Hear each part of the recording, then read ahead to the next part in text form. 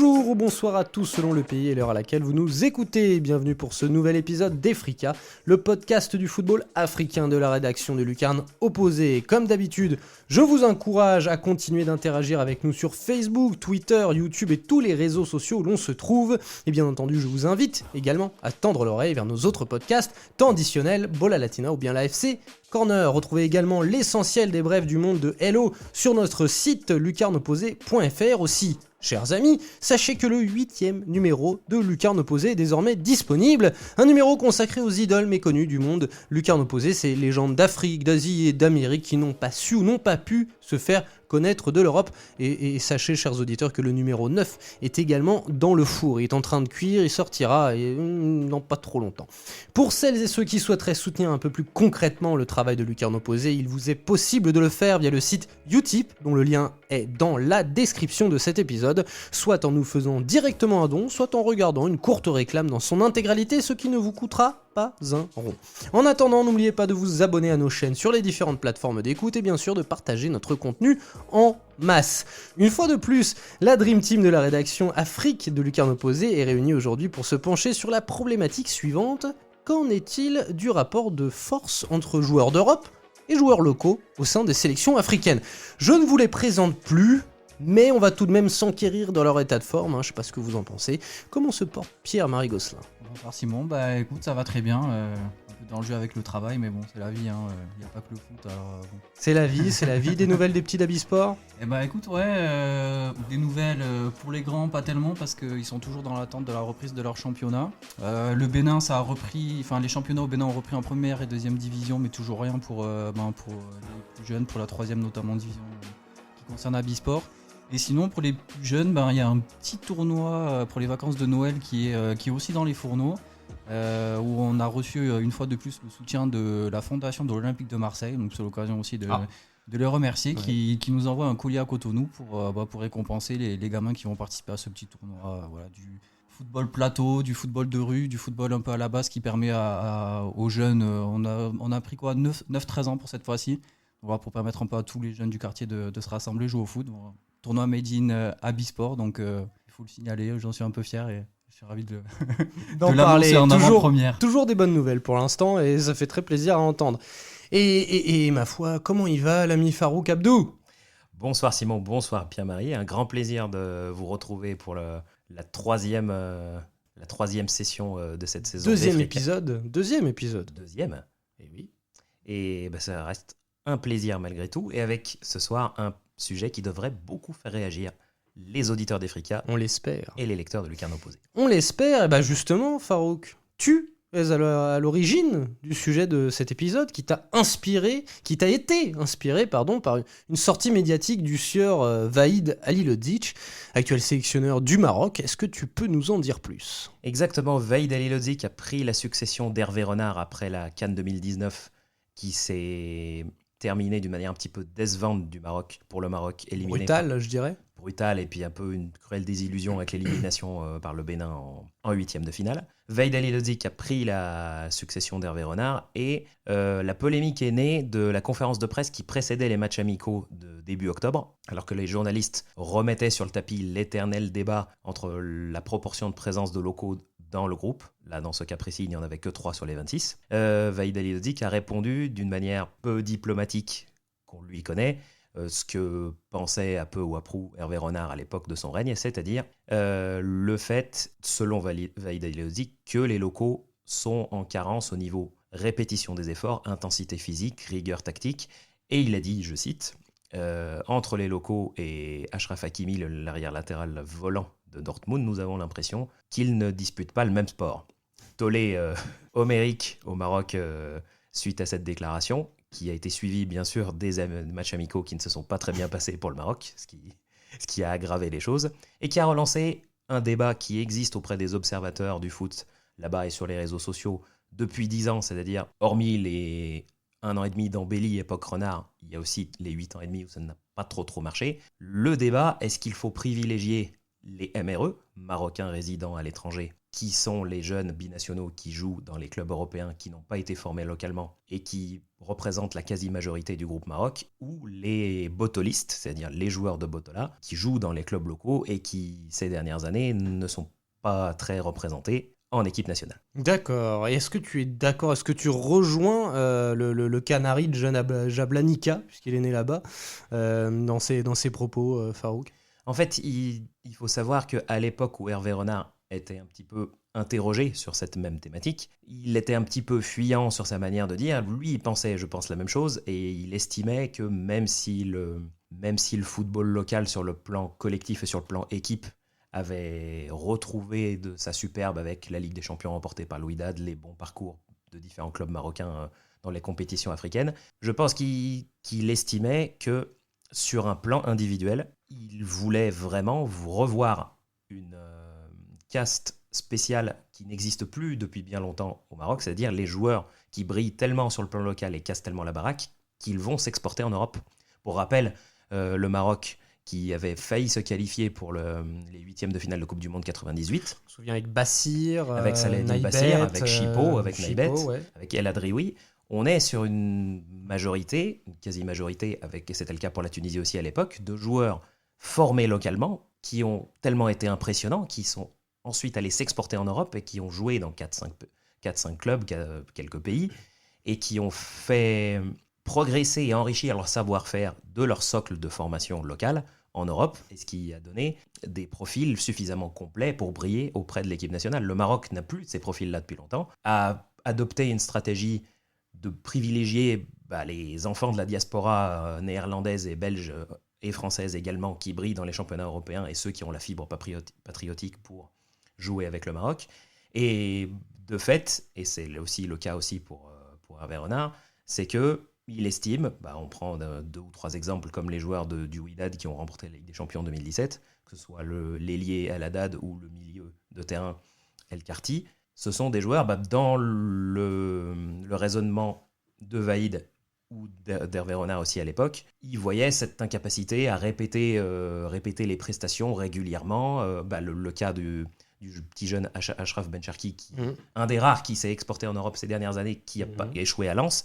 Le raisonnement, c'est entre les Européens qui sont prêts physiquement, etc., on doute des talentueux locaux de cette capacité à répéter les efforts et pouvoir être dans une disposition conforme au contexte international. PM, est-ce que ce que tu entends là dans la bouche de Farouk et de Vaïd Halilodzic à propos de la sélection marocaine et des locaux marocains, est-ce que toi ça t'évoque un cas similaire en Afrique subsaharienne ?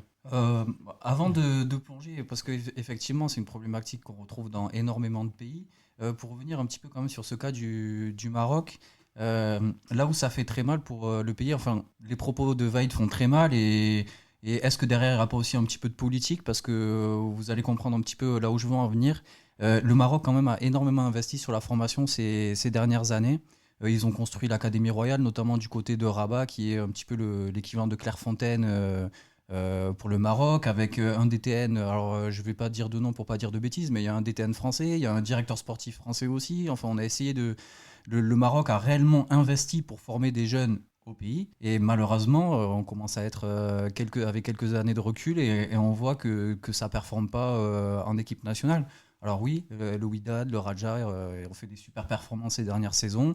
Le Botola est un championnat pro qui a l'air de quand même être un des plus stables c'est un du des continent. plus performants et compétitifs du C'est le continent. seul pays avec l'Égypte qui a encore 4 clubs en course dans les compétitions africaines actuelles. Donc c'est quand même contradictoire entre ce qu'on est en train de dire, à savoir que les joueurs locaux qui performent sur la scène continentale sont incapables et ne font pas le même sport que ceux qui sont en Europe. C'est quand même un peu dur.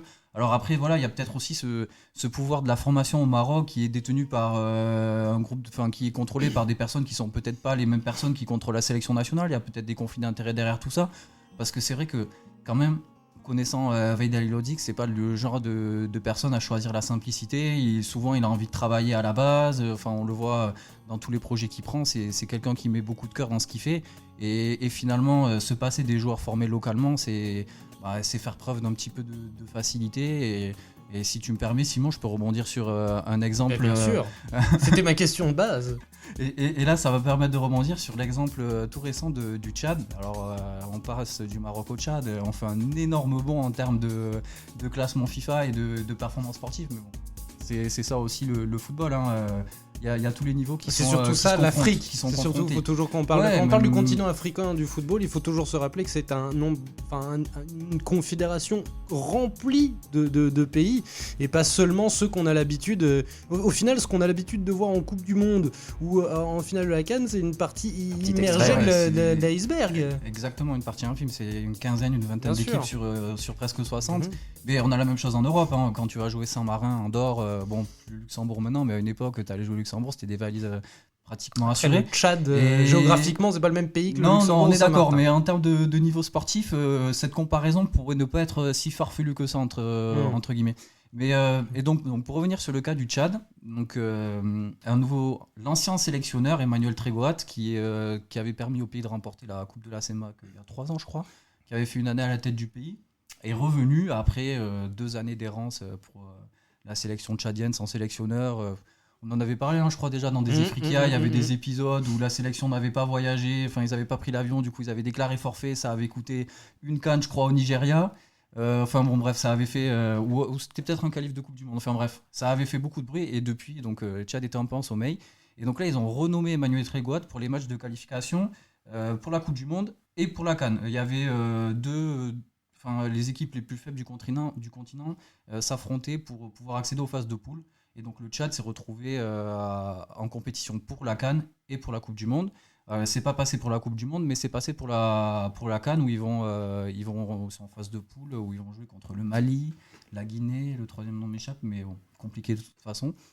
Et donc Emmanuel Trégoat qui arrive là comme un sauveur à quelques semaines des matchs pour essayer de qualifier les SAO pour les phases de poule. Il arrive, il reforme le championnat pratiquement à l'arrêt, il vient sur place, il n'y a rien. Il reprend un petit peu les hommes de base qu'il avait lors de son premier passage. Donc il prend des mecs qui sont 3 ans plus vieux, certains sans beaucoup de compétition. Est-ce qu'il y a toujours Karl-Max Barthélemy ? Eh ben, figure-toi qu'il y est toujours. C'est incroyable. Et il y a toujours Ezekiel qui a marqué d'ailleurs le penalty qui a permis d'avoir une séance de tir au but, mais qui est le capitaine et la star de la sélection. Et donc du coup, ce cher Emmanuel Trégoat, il est là et puis il se dit quand même si je veux performer, ça va être un peu chaud. J'ai pas de match à voir localement puisque il n'y a pas de championnat. Comment je vais pouvoir trouver des joueurs pour essayer de renforcer mon équipe ? Eh ben tout simplement, un petit post sur Facebook, appel à la communauté tchadienne, descendants d'eux, passeport, affiliés, ce que vous voulez. Nationaux de la diaspora, etc. Voilà, un lien avec le Tchad, une femme, ce que vous voulez. Rendez-vous au terrain annexe, je crois que c'était au camp des loges, c'est le PSG qui me semble avoir mis un terrain à disposition. Rendez-vous au camp des loges le mercredi, tac. Petit essai détection, ouvert à tout le monde, voilà, et puis les meilleurs sont gardés, et puis qui sait, vous allez peut-être pouvoir faire votre CAN. Donc, tu vois, d'un côté, on en est presque, on se dit que les joueurs locaux n'ont pas le niveau par rapport à ceux qui jouent en Europe, et là on en est carrément à se dire les joueurs locaux n'ont pas le niveau par rapport à des joueurs qu'on ne connaît même pas en Europe, qui ne sont même pas répertoriés, qui ne sont des types qui jouent au foot et qui peuvent jouer en DH. Tu peux jouer en DH et te pointer à la sélection. Tu fais un bon match. Ils ont joué contre la réserve du PSG. Alors j'ai pas vu le score, donc je sais pas qu'est-ce que ça a donné. Mais c'est quand même complètement fou. On en arrive là parce que moi, je me mets à la place d'Emmanuel Trégoat, il doit se qualifier pour la CAN, il lui faut des résultats. Il se dit sur place, qu'est-ce que j'ai ? Il n'y a pas trop de. Pourtant, il y a une équipe qui a fait mal à l'Espérance de Tunis et l'Export en Ligue des Champions. A donné du fil à retordre. Ouais, je crois qu'ils ont perdu qu'avec une différence de un seul but. Donc, tu te dis Tchad, Espérance, normalement. C'est Renaissance aussi, ils sont pas mal. Ouais. Et du coup, il se dit, je vais trouver des gars qui sont en Europe, qui sont tactiquement peut-être un petit peu mieux formés, qui sont peut-être physiquement aussi un petit peu mieux formés à partir de leur adolescence, et il se dit qu'il va avoir un petit peu plus de performance. Et alors autant pour le Maroc ça se voit pas parce que finalement tous tes binationaux ils te permettent de maintenir d'aller à la Coupe du Monde, d'aller à la Coupe du Monde. Conséquent. Alors que là au Tchad, excuse-moi, mais si c'est juste pour figurer, essayer de ramener une victoire en phase de poule, autant essayer de développer ce qu'il y a sur place, quoi, parce que venir chercher des inconnus en Europe quand même, on est dans une caricature un peu extrême, hein, mais c'est d'une Et tristesse. ce mal, ce gap entre les joueurs évoluant en Europe, alors soit des binationaux, soit des joueurs assez forts pour aller évoluer en Europe, par rapport aux joueurs locaux évoluant dans le championnat local, s'il y en a un, c'est un mal généralisé en Afrique? Bah, il y a plusieurs cas de figure. Chaque pays a sa propre configuration et des configurations qui évoluent. Si on va évoquer par exemple sur le fait que Vaïd a été un petit peu dur avec ses propos qui ont absolument pas plu à la sélection à prime, qui est censée préparer les mecs à monter le cran au-dessus. Vaïd, à l'époque où il était en Algérie, au final, il y avait ce même pragmatisme de dire. Il avait parlé de Bounedjah en conférence de presse, Vaïd, à une époque où Bounedjah il avait pas beaucoup de matchs en pro, il débarquait de 6ème division, il a dit en conf de presse au passage, ah bah tiens, j'ai vu un gars de chez vous à l'USM LRH, à mon avis dans pas longtemps il va casser la baraque, on va lui donner une pré-convoque pour venir le voir, etc.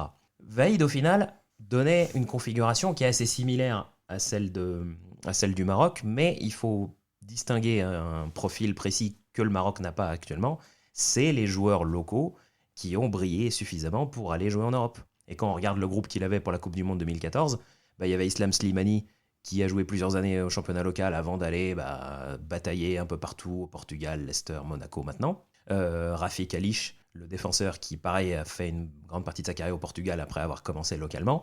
Il avait fait confiance de manière un peu spécifique à Abdelmoumen Djabou, alors que son seul vécu, c'est des années en Algérie et en Tunisie, mais c'est un technicien avec de la bouteille, donc il pouvait apporter. Soudani, pareil. En fait, je pense, sa configuration, son logiciel à Vaïd, c'est de dire, vos locaux, ils sont balèzes, s'ils sortent en Europe et qu'ils font leurs preuves et qu'ils sont finalisés, on va les inclure dedans et ils vont prendre les commandes. Et au final, quand on regarde d'un peu plus près le groupe de Jamel Belmadi, qui est champion d'Afrique 2019, on retrouve un Bounedjah qui, sincèrement, même si son parcours est spécifique, je pense qu'il aurait sa place dans n'importe quel club de Ligue 1 très facilement, vu son niveau. Un Belaïli qui, contrairement à certains joueurs si on prend comme exemple le Wydad champion d'Afrique, les principales vedettes du Wydad sont inconstantes. Alors qu'un Belaïli, aussi tête brûlée soit-il, fait 2 campagnes de Ligue des Champions avec l'Espérance de Tunis où il multiplie les grandes performances, avec ce truc de se dire s'il avait insisté un peu en Ligue 1, peut-être qu'il s'y serait imposé. Et dans le cas de l'Algérie, ils ont pris les 2 prototypes de l'Académie Paradou qui sont déjà finalisés. Ils sont pas allés tenter en se disant un talent local, il va à coup sûr s'imposer. Boudaoui, qui vient d'arriver à Nice, il n'a pas beaucoup joué la CAN. Attal et Ben Sebaini, ils ont pris des produits locaux, mais qui sont finalisés en Europe et dont on connaît la fiabilité. Et au final, ce pragmatisme-là, c'est de se dire, le savoir-faire local, une fois qu'on leur a fait mijoter, et s'il s'est mis à l'épreuve des expériences européennes, il est prêt pour jouer. Il va pas jouer que des petites sélections épisodiques et il va être un cadre. Parce qu'on l'a souvent souligné dans Africa, au bout d'un moment, je me souviens quand on parlait des binationaux avec toi, Farouk, et puis on en a parlé d'autres fois, ces joueurs au schéma de jeu, au style de jeu trop européen, parce qu'ils y sont nés ou parce qu'ils y ont évolué pendant très longtemps, dans des compétitions vraiment africaines, véritablement africaines, comme la CAN ou le Tchan, du coup non ça ne va pas, comme la CAN, ça peut poser problème, puisque jouer une certaines équipes africaines en Afrique, ça c'est un savoir-faire, donc est-ce que voilà oui, mais il peut y arriver des sélections prennent pour les qualifs des batailleurs issus des clubs, donc ils connaissent les déplacements en Afrique dans des contextes compliqués. Et des fois, et bien sûr aux qualifications, Coupe du Monde, etc. C'est des choses qu'il faut. C'est un savoir-faire. Donc peut-être que le niveau footballistique est peut-être moindre, le gap est peut-être fort, mais en tout cas il y a un savoir-faire que les Européens n'ont pas. On le revoit à la CAN parfois. Là, je repense à l'édition en Guinée équatoriale où notamment les Tunisiens. Ils arrivent là-bas, ils se disent c'est quoi l'histoire, c'est quoi l'embrouille, il y a pas d'eau à l'hôtel, il y a pas d'électricité, on a des coupures tout le temps. Wabi Kazri, il se demande ce qu'il fait là et il se demande si les dés sont pas pipés, si c'est pas fait exprès pour favoriser l'équipe organisatrice ou autre. Donc c'est des choses Moi, je me souviendrai toujours. Oui, mais les locaux l'ont vu venir, l'embrouille. Ouais, les membres locaux, du ils groupe savent. local, Normalement, ils savaient un peu l'encadrement le sait. s'adapter. Moi, c'est marrant, on rebondit encore sur le Tchad, mais je me souviens donc quand Emmanuel Trégoat venait d'arriver à la sélection du Tchad, son premier déplacement, c'est au Malawi. Alors moi, le Malawi, j'en avais déjà entendu parler parce que le Bénin avait dû partir. Enfin, le Bénin avait été joué là-bas quelques mois plus tôt. Ça a été un vrai calvaire. Ils avaient, que ce soit dans les matchs pour les sélections ou les matchs pour les clubs, dès qu'il y a un déplacement là-bas, tu sais qu'arrivé à l'aéroport, les problèmes vont commencer. Et donc Emmanuel Trégoat, il arrive et puis il raconte, ouais, pour mon premier match, donc on va au Malawi, on arrive, on nous fait changer 3 fois d'hôtel, on nous retient à l'aéroport parce que soi-disant les passeports, machin, nanana. Mais quand tu vas au Malawi, tu sais très bien que ça va se passer comme ça. Tu sais très bien qu'il ne faut pas prendre l'hôtel réservé par la fédération adverse, qu'il faut que tu aies ton propre truc et que tu envoies quelqu'un en reconnaissance une semaine avant pour que tout soit carré, tout soit calé. Et c'est une expérience que tu peux avoir que si tu l'as vécu ou que si tu as eu la chance de pouvoir l'expérimenter ou d'en entendre parler. Parce que si tu débarques pour jouer une qualif de la CAN, première sélection, rendez-vous au Malawi, ça peut surprendre. Et c'est en ça que, effectivement, certains joueurs locaux peuvent être avantagés dans certains contextes, comme par exemple voilà, la CAN qu'on disait en Guinée équatoriale. Mais sinon, c'est un débat quand même qui fonctionne dans certains pays, mais on a quand même des contre-exemples. À la dernière CAN, l'Ouganda, c'était plutôt pas mal ce qu'ils ont proposé. Et pourtant, en Ouganda, on a principalement que des joueurs locaux ou des joueurs qui ont été formés localement en tout cas. Et puis même s'ils évoluent plus dans leur pays, ils évoluent encore beaucoup principalement en Afrique. Je pense aux performances de l'Angola aussi régulièrement, qui fait des bonnes performances avec des joueurs locaux, parfois en Coupe du Monde, hein, on se souvient en 2006. Il y a des petits rajouts de joueurs qui viennent de l'extérieur, mais ça reste des minorités en fait. C'est le cas contraire de ce qu'on là, dans a le cas de décrit là au l'Angola, il y Maroc. avait quand même une génération tellement solide, avec l'époque Gilberto et Manucho. Après, c'est devenu un petit peu plus compliqué, et même à l'époque où ils ont investi de l'argent, donc Cabus Corp énormément dans le championnat, il y a quand même beaucoup de fluctuations. Mais c'est vrai qu'à l'époque, c'était quand même le savoir-faire local qui avait développé une sélection au point qu'elle soit compétitive plus que prévu. Ouais, non, mais après, c'est vrai que l'avantage, c'est que, alors effectivement, peut-être que tu vas pas avoir des joueurs, des générations à chaque fois qui vont te permettre de performer au très haut niveau, mais si tu fais pas ce travail-là, si tu vas t'appuyer uniquement sur des joueurs à l'étranger parce que c'est une facilité pour avoir des résultats plus vite, tu donnes aucune chance à aucune de tes générations de pouvoir se montrer, quoi. Mais réciproquement, si tu as des binationaux talentueux qui, techniquement, physiquement, tu sens qu'ils ont la stature pour pouvoir être internationaux, tu es obligé de leur faire subir tout ça pour qu'ils puissent être prêts à tout. Kazri, une fois qu'il s'est tapé le déplacement au Libéria avec la défaite, etc., au fil des années, il a compris ce que c'était. Il est monté en compétence sur les qualifs, à quoi on va s'attendre. Et quand tu es talentueux de base et que tu es un cadre, au fur et à mesure, tu vas apprendre.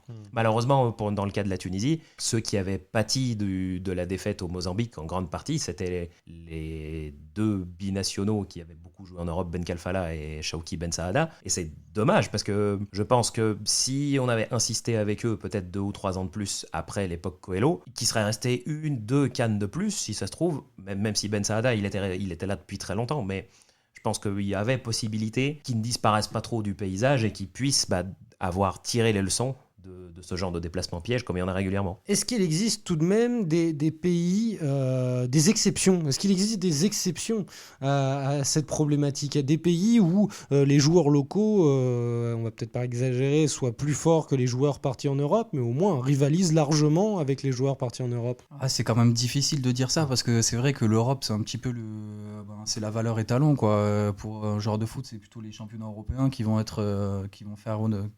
qui vont donner de la valeur à ton CV. Ouais, mais il y a quand même CV, ça c'est un CV. C'est ouais, pas on est d'accord, mais malheureusement, quand je dis ça, je pense à des championnats relativement compétitifs comme l'Égypte par exemple, ceux d'Afrique du Nord, le Nigeria. Mais c'est plutôt. Moi, je pense que c'est plus une politique fédérale. Et c'est des tendances qu'une question de championnat, parce qu'on le voit avec le Maroc, un des meilleurs championnats d'Afrique, il n'y a aucun joueur en sélection. Et à contrario, par exemple, la Mauritanie a décidé de miser sur la formation, un peu à l'image du centre de l'Académie royale au Maroc. Ils ont construit aussi une académie gérée par la fédération qui fait un petit peu office de réserve pour pour toutes les sélections, au final, tu commences avec les jeunes et puis tu finis jusqu'avec tes seniors. Et au final, on s'aperçoit que la Mauritanie surprend tout le monde, a de super résultats, a des joueurs qui commencent à partir jouer en Europe, qui reviennent jouer en sélection, hein, mais qui sont partis de Mauritanie. Alors peut-être qu'ils vont renforcer avec un joueur, deux joueurs, par-ci par-là, qu'ils arrivent à récupérer, qui sont binationaux. Mais de base, on va s'appuyer sur un groupe de joueurs qu'on a pris le soin et le temps de former dès le début. Et c'est des exemples qui fonctionnent. Là, pour l'instant, la Mauritanie, ce qu'ils sont en train de faire, ça remet en question les politiques de beaucoup de pays. Par exemple, le Bénin. Alors oui, c'est sûr que les derniers résultats du Bénin, ils sont un petit peu intéressants. L'élimination du Maroc à la CAN, tout le monde s'est dit que le Bénin, ça y est en train de relever la tête. Là, ils sont peut-être en phase de se qualifier en Coupe de la CAF avec Esaïe, je crois qu'il doit jouer contre Génération Foot où ils ont gagné au Sénégal. Donc on se dit que tout va bien, mais en fait, rien ne va. On fait encore Alors ouais, on va chercher, on a encore des joueurs qui sont un petit peu talentueux. Un Cécignon par-ci, je sais pas, un Steve Mounier par-là, un Rudy Gested, ce que vous voulez, un Cécile d'Almeida qui sort de nulle part pour faire une CAN. Vous avez des joueurs qui vous permettent de donner l'illusion que les choses vont bien, mais au final, il n'y a pas de joueurs qui sont formés, qui sont formés localement et qui partent du pays, qui performent vraiment bien.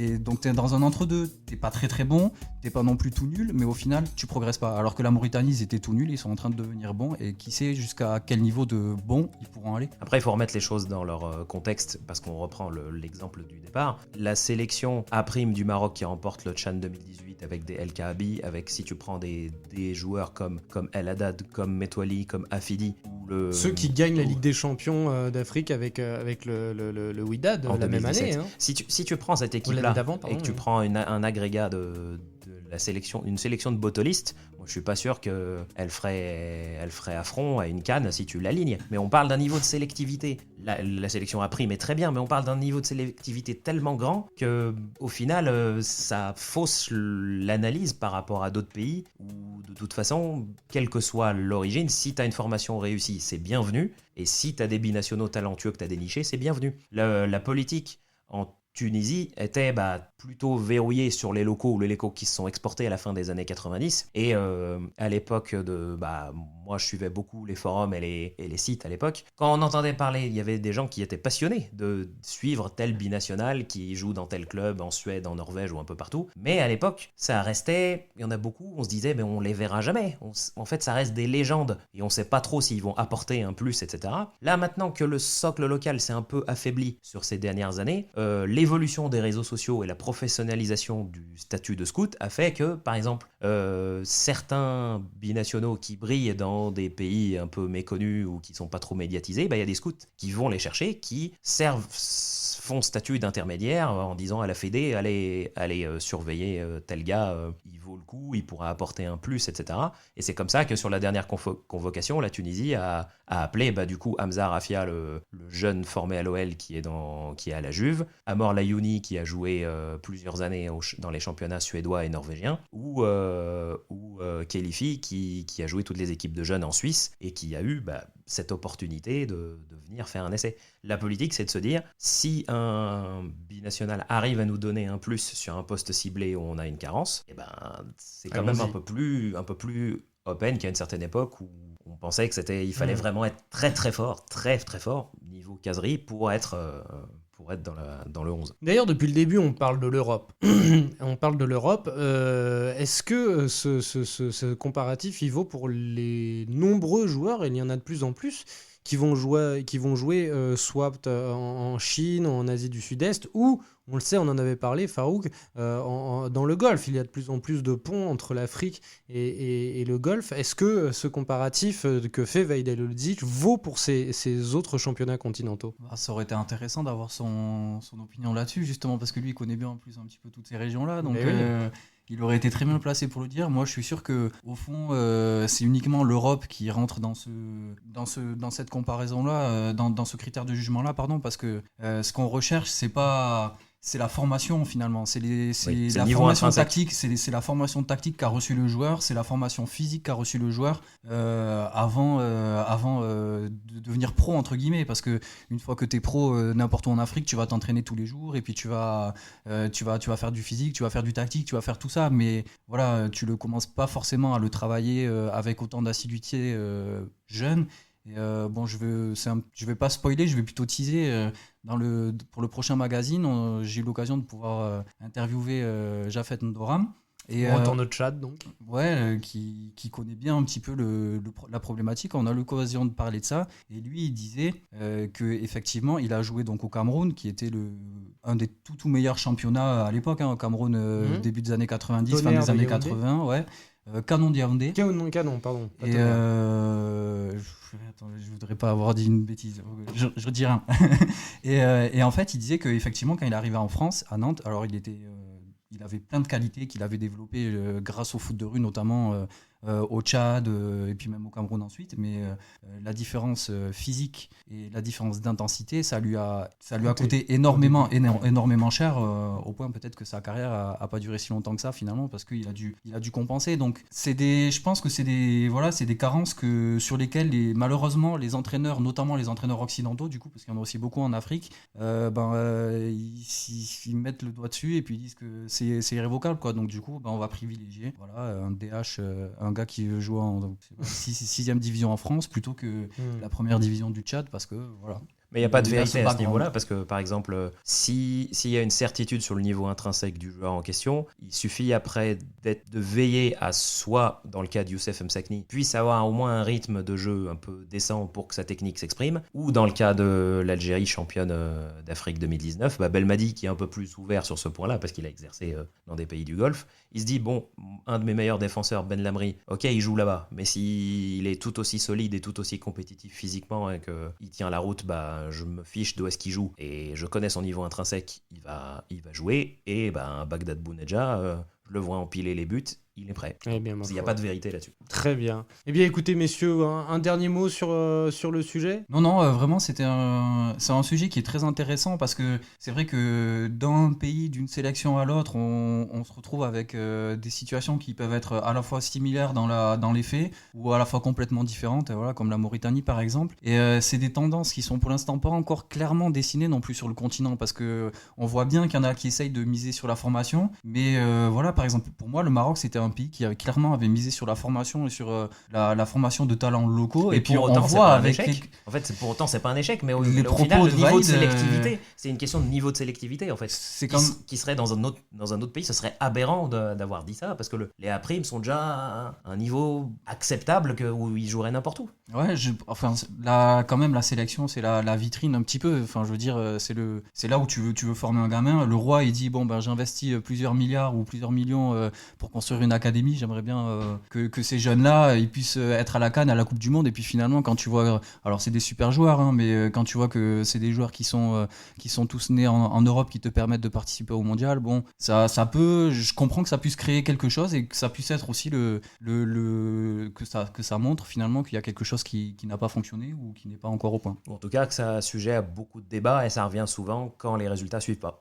Juste avant de terminer, quand je posais la question de l'exception, je pensais, même si c'est un peu moins vrai maintenant, à l'Égypte. L'Égypte, c'est quand même l'exception qui confirme la règle. On n'a pas dit un mot sur l'Égypte. Mais ça dépend des tendances. Parce qu'à une époque où c'est leurs deux locomotives locales qui écrasent absolument tout au niveau des clubs, Al-Ahly et le Zamalek. Al-Ahly et le Zamalek, ils n'y sont pas arrivés au niveau de la sélection en butant à chaque fois dans les barrages de Coupe du Monde. Là, c'est un groupe... Mais en remportant de nombreuses CAN. Là, ils sont quand même allés à la Coupe du Monde 2018 avec beaucoup plus de joueurs qui se sont exportés. Donc, c'est une tendance qui évolue, c'est extrêmement complexe. Ils ont quand même été principalement formés au pays. Oui. Même s'ils s'exportent, les joueurs qui ont une formation locale, c'est ça aussi. En tout cas, il y a le paramètre précis égyptien binational qui a jamais joué en Égypte et qui vient, ça c'est quasi inexistant. Salah, El Neni, c'est formé. Salah, c'est Arab Contractors. Arab Contractors. D'accord. Et en fait, c'est quelque part aussi le fait de voir que l'Égypte est peut-être un petit peu moins performante. Au moins, ils sont performants, mais au moins en termes de palmarès, ils sont un petit peu moins performants ces dernières années. Et ça coïncide aussi peut-être avec cette émergence justement de sélection avec énormément de binationaux occidentaux européens qui peut-être mettent à mal cette domination qu'avait su créer l'Égypte en s'appuyant uniquement sur des locaux. Peut-être une emprise psychologique qui est peut-être plus la même pour certaines sélections. L'approche des compétitions Enfin, il y a énormément de facteurs qui rentrent en jeu. De toute façon, quand tu joues une compétition, la CAN, et que tu es habitué à jouer la Ligue des Champions, c'est plus facile à appréhender que quand ta plus grosse compète, ça a été un match de qualification au 3e tour de la Ligue des Champions avec ton club du Botswana. Tu vois, enfin, il y a quand même psychologiquement, c'est un vécu, tout ça joue aussi c'est un alliage de plusieurs paramètres. Tu pensais aux Township Rollers, c'est ça, du Botswana. Ouais. Bon, eh bien écoutez messieurs, merci beaucoup, merci Farouk. Merci, c'était un plaisir. Merci Pierre-Marie. Merci à tous. Et on se retrouvera messieurs pour un prochain podcast avec une nouvelle thématique digne d'une thèse ou d'un mémoire sur le football africain. Je nous jette un peu des fleurs. Bon, allez, merci à tous chers auditeurs de nous avoir suivis pour ce nouvel épisode. N'oubliez pas de venir nous solliciter sur les réseaux sociaux. Et quant à moi, eh bien je vous dis à très bientôt pour un nouveau numéro d'Efrikia. Salut les amis.